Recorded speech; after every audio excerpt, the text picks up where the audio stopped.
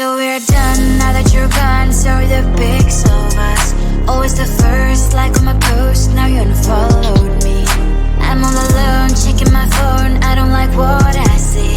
Hashtag no you and me.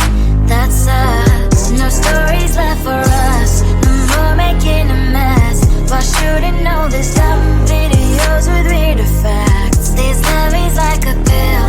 In best case you can chill, but I forgot to read part about side effects. You've deleted me from everywhere on your feed, but go like deleting me, deleting from your life. My name's written everywhere.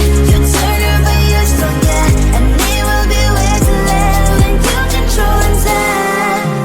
No, it's a lie if I would say that I don't care at all.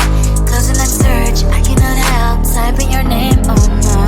I'm like a spy doing my job, stalking your roll accounts, checking identities of your girls. No stories left for us, no more making a mess. Why shouldn't know these dumb videos with weird effects? This love is like a pill. In best case you can chill, but I forgot to read part about side effects. You have deleted me from everywhere on your feed, but go like deleting me, deleting from your life. My name's written everywhere. You turn her but you still get, and it will be way to live when you control inside. I won't delay.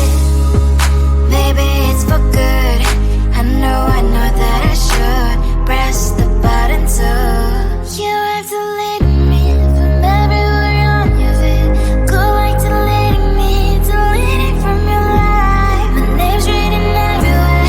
You told her but you still get, and it will be way too late when you control inside. Go on now, delete me.